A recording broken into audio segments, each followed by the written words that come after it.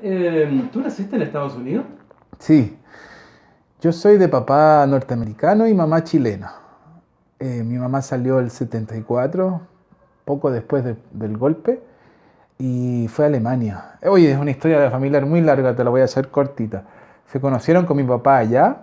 Mi papá también era un chico que había salido de Estados Unidos eh, evitando lo que era el drafting, cuando los mandaban a Vietnam a los Sí, muchachos. sí. Mi papá tenía 18, 19 años y decidió que no quería ir a la guerra y se fue a Europa. ¿Ya? Estuvo por España y Alemania. Y ahí conoció a mi mamá. Y bueno, muchas vueltas, una generación loca. Los años 70 eran unos años bien locos, muy duros también. Y dando muchas vueltas terminaron en Estados Unidos, donde nací yo y nació mi hermano. Mi papá y mi mamá estudiaron en la Universidad de Texas.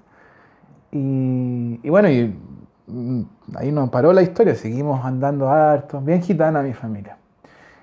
Yo después también viví en Venezuela, Pero te fueron a España, ¿no? fuimos a España después, Ya. claro.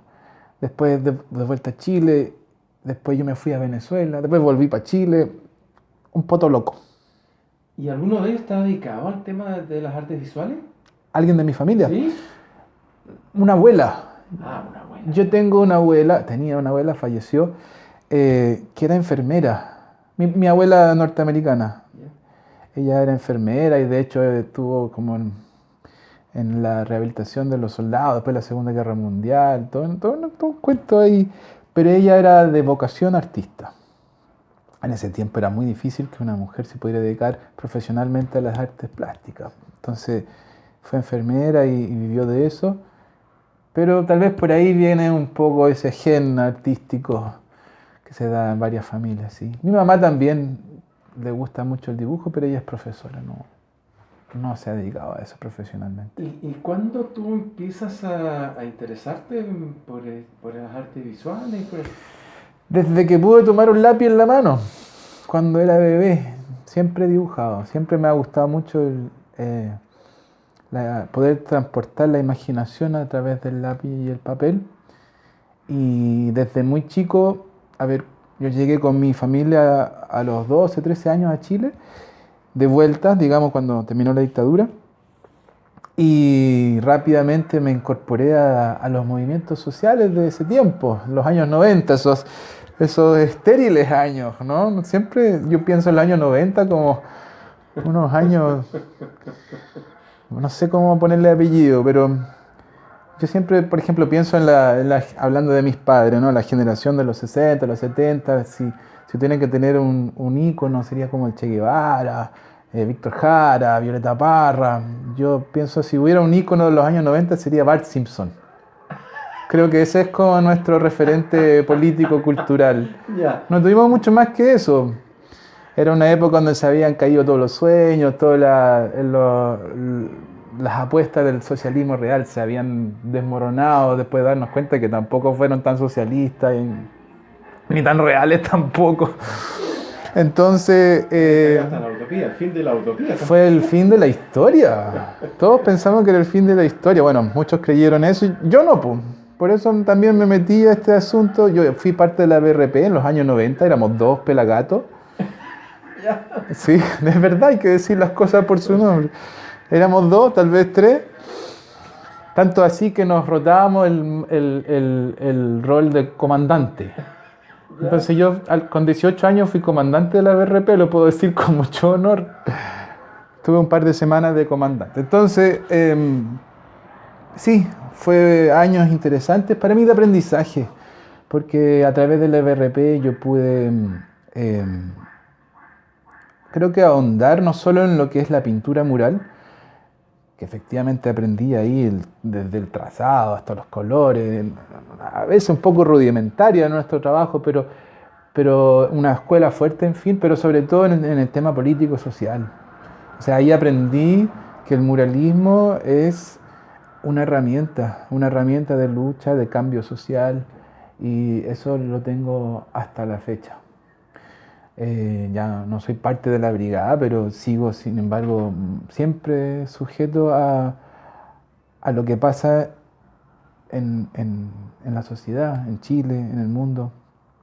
Y trato siempre de no dejar que el muralismo comercial, que está muy, muy fuerte, se meta en mi trabajo.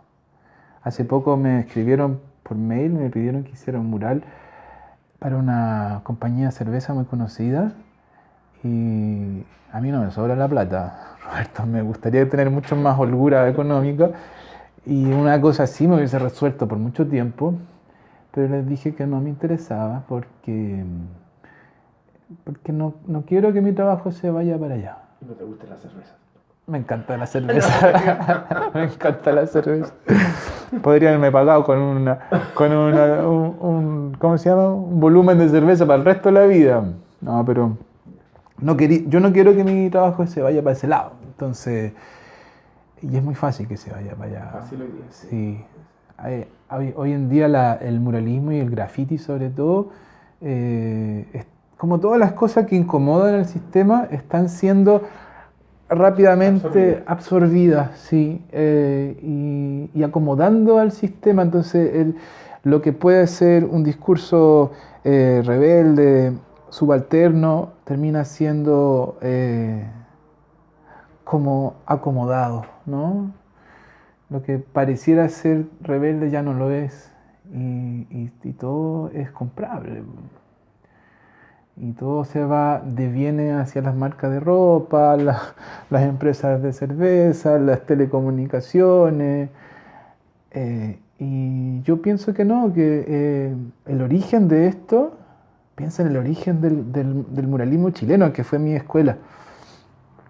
Es una escuela de calle, es una escuela contestataria, es una escuela que nació o sea, sus padres fueron los mexicanos que venían o sea, Siqueiro, imagínate, venían con una historia política fuerte. La BRP nació en el fragor de lo que era la lucha contra la guerra de Vietnam. La BRP de los 80, que se sabe muy poco, por ejemplo, de eso, eso fue un grupo de autodefensa. O sea, ahí se pintaba y se combatía cuerpo a cuerpo con la policía de Pinochet. Falta contar esa historia. Algún día me gustaría que alguien escribiera un libro sobre las generaciones de la BRP. Se sabe mucho de las primeras generaciones, de los 70, falta de los 80 y mis tres amigos de los 90. Aclaremos también para algunos que son demasiado jóvenes, a lo mejor, la BRP es la Brigada Ramona Parra. Sí, la Brigada Ramona Parra. Ramona Parra era una militante comunista que fue asesinada en una manifestación, me parece, en 1948. Y años después, en el año 68, se decidió crear la Brigada Ramona Parra como un órgano artístico, pero también de propaganda del Partido Comunista. Y tiene una trayectoria muy interesante, muy larga, muy contundente en la historia de Chile, porque desde el 68 para adelante ha estado presente con sus murales, tiene una estética muy particular que hoy en día creo que ha sido rescatada por gente como el Mono González, el Beto Pastene, el Chinchín. Hay varios colectivos de BRP hoy en día. Entonces, que está bien, creo que se va como multiplicando las fuerzas. ¿Tú te acuerdas de tu primer mural? Sí, claro. Cuando cabros chicos ahí. Sí, sí. Yo en ese tiempo tenía 14 años. Y ahí ya en la Villa La Reina, donde yo tenía muchos amigos en ese tiempo y participaba activamente en lo que es la organización social y política, hicimos un mural. Me acuerdo había un retrato de Víctor Jara, que quedó medio chucuto el Víctor Jara. No fue el mejor retrato. Pusimos un preso político. Toda una iconografía como de los post-80. Y lo hicimos con 5 o 6 amigos más que tenían mi edad, un poco más. Y sí, fue un momento decisivo para mí, porque a partir de ahí no paré más. Y descubrí ahí una fuente inagotable de felicidad y de vocación. podríamos decir. Es loco porque en ese tiempo decir, mira, mamá, me voy a dedicar a ser muralista. No me entendieron mucho. Hoy en día sí es más factible porque hay mucho campo, o sea, bueno, no digamos mucho, pero por lo menos hay gente que se dedica a ello y tú los puedes buscar por internet y ahí están. En ese tiempo no, en ese tiempo era solamente, o sea, uno decía, yo pinto murales en la calle y te imaginabas a alguien que andaba arrancando los pacos a las tantas de la mañana. Pero nada, a los 18, 19 años ya estaba haciendo algunas peguitas así como para las veterinarias de la esquina. Me acuerdo que hice otro mural para una tienda de disfraces. Y nada, seguí. Después viví en Venezuela.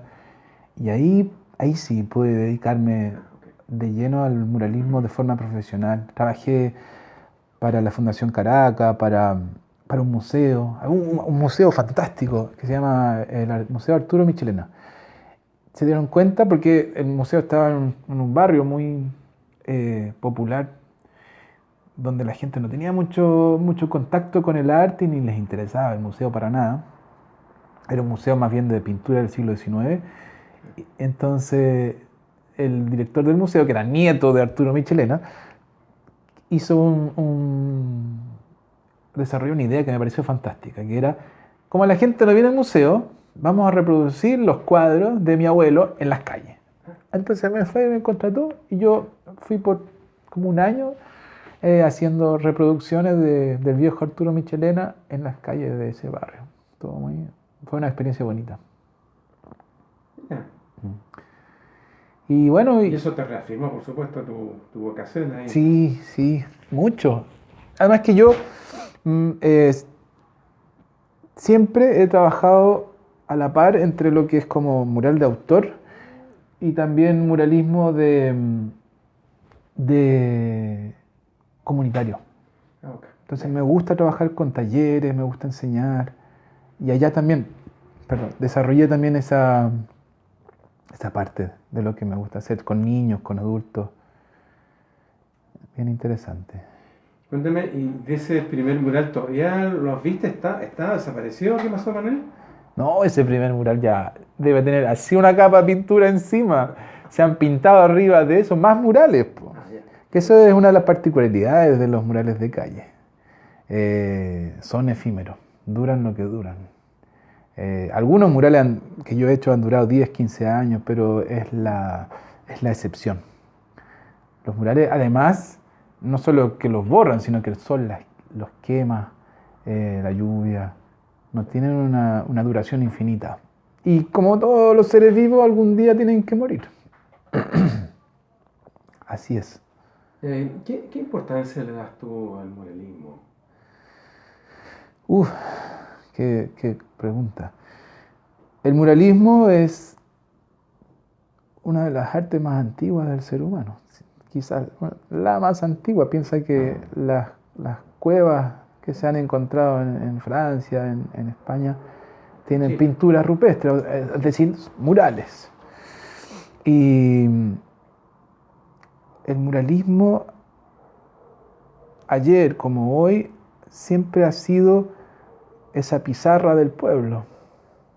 Ha sido un nexo importante entre la esfera política, social, religiosa y lo popular, ¿no es cierto? Porque los murales tienden siempre a estar en el espacio público, ¿no? Tienen un componente muchas veces publicitario, propagandístico, didáctico, a veces hasta, ¿cómo se llama?, de propagación de ideas, en fin. Entonces hoy en día yo creo que el muralismo está teniendo un resurgimiento importante en el espacio público, ¿no? Después de, obviamente, no vamos a hacer una recapitulación de todo lo que es el muralismo en la historia, pero hoy en día, sin duda, hay un boom del muralismo y del graffiti que yo lo considero como un tipo de muralismo, que a mí me parece interesantísimo. Me parece interesantísimo, fuera de las críticas que le estaba haciendo antes, una parte que se ha vuelto un poco comercial, está haciendo algo que, por ejemplo, en las vanguardias del siglo XX trataron de hacer y que yo creo que no les resultó tanto, que es tratar de volver el arte a la vida cotidiana de las personas. Las vanguardias del siglo XX lo que buscaban era remendar este divorcio que había entre el peatón común y corriente y el arte. Y quizás lo que se hizo, no sé, pues en las vanguardias del cubismo, del surrealismo y todo eso, finalmente devino en arte de galería e intelectualizado. En Chile el arte es muy intelectualizante. Yo creo que alejó al gran público. Y siento que en los últimos 10, 15 años, esta ola del muralismo y del graffiti, y digámoslo así, el arte en el espacio público, también el teatro, las artes como la danza, etc., han vuelto a colocar en el foco y en la mitad de la vida de las personas las expresiones artísticas. Y eso me parece muy valioso y muy potente políticamente.